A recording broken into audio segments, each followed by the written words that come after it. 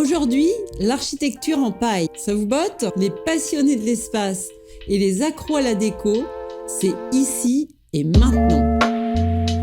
On peut commencer par l'histoire de la construction en paille. Pour ceux qui vous diraient que c'est une approche nouvelle et à la mode, en réalité, elle existe depuis aussi longtemps que les botteleuses. Les botteleuses, ce sont ces machines qui compactent la paille en bottes rondes ou rectangulaires.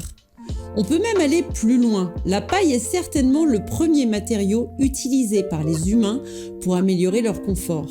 Et oui, quand vous dormez dans une grotte sur des cailloux, une bonne touffe d'herbe pour poser sa tête, c'est quand même mieux. Et puis on peut décliner ensuite toutes les techniques qui utilisent des tiges de graminées. Les huttes des Vikings et des autres peuples anciens, les toits en chaume, j'en passe et des meilleurs. Pour en revenir aux constructions en bottes de paille, elles apparaissent en même temps que les botteleuses aux États-Unis à la fin du 19e, où les pionniers les ont utilisées pour construire leurs maisons. Il faut quand même qu'on parle de l'histoire des 3 petits cochons.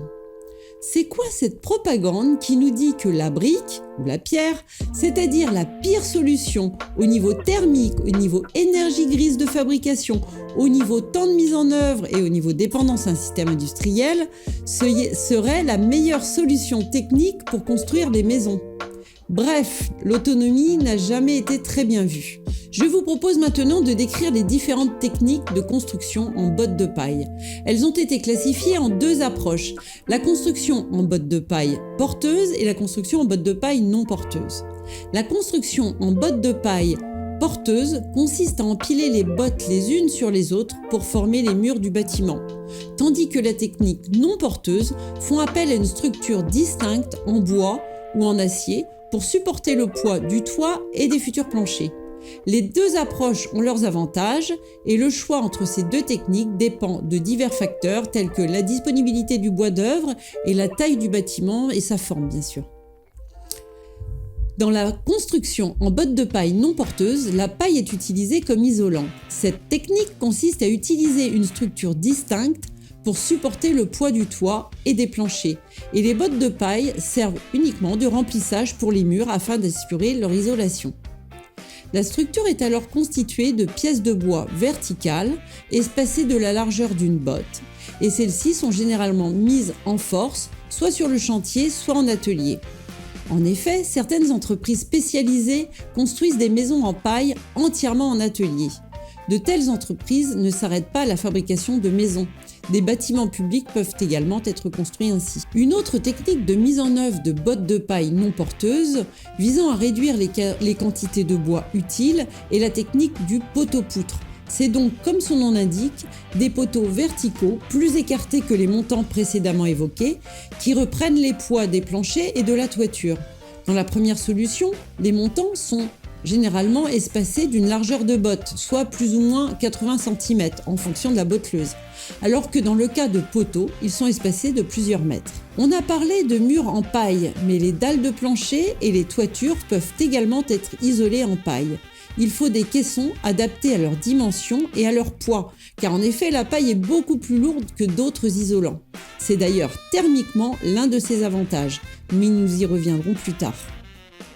Une maison en paille peut être intégralement fabriquée en atelier, avec des caissons de toiture, de murs et de dalles.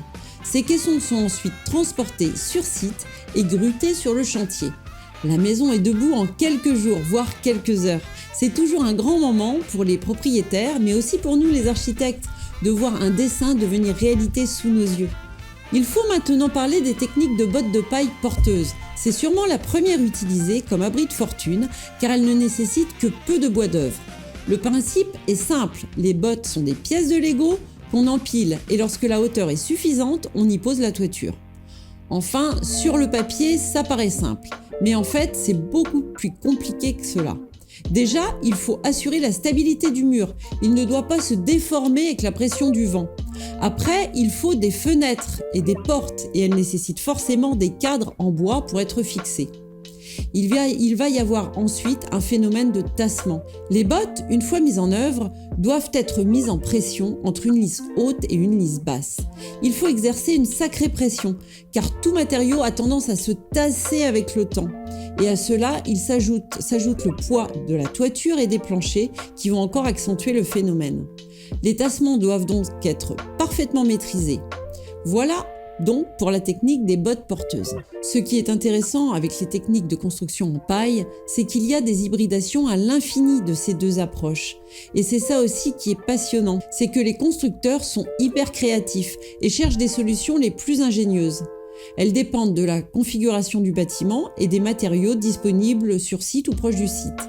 Les maisons en paille offrent la possibilité de se réapproprier l'acte de bâtir. On a tous un bâtisseur qui sommeille en nous. Maintenant, quels sont les avantages de l'utilisation de la paille dans la construction ? En premier lieu, la paille est une ressource abondante et renouvelable. Elle est également abordable et surtout si on la compare à un matériau d'isolation industriel biosourcé. En outre, les maisons en bottes de paille sont incroyablement économes en énergie et donc confortables. Comme on le suggérait plus haut, la paille est lourde. Cela lui confère une bonne inertie thermique. Les murs sont épais et offrent une excellente isolation, gardant l'intérieur chaud en hiver et frais en été. Les maisons en bottes de paille ont également une empreinte carbone beaucoup plus faible que les maisons de construction conventionnelles, ce qui en fait un choix pertinent pour ceux qui cherchent à adopter un mode de vie plus respectueux de l'environnement. Bref, vous l'aurez compris, ici, à l'agence, nous sommes convaincus. Notre agence est d'ailleurs construite en paille. Et la paille ne concerne pas seulement des maisons ou des bâtiments de taille modeste. Nous suivons actuellement un chantier de salle de conférence entièrement isolé en paille, murs et toiture. En conclusion, la construction en paille est une approche fascinante et innovante. De ses racines anciennes à ses applications modernes, elle s'est révélée être une méthode efficace et durable qui gagne en popularité dans le monde entier. J'espère que cette vidéo vous a permis de mieux comprendre l'histoire, les techniques et les avantages de l'utilisation de la paille dans la construction et qu'elle vous aura peut-être incité à envisager ce matériau incontestablement vertueux dans vos futurs projets. C'était Anne d'Espace Libre. Si ça vous a plu, dites-le à l'algorithme et abonnez-vous pour des grands principes d'architecture ou des petites astuces déco. Merci, à bientôt!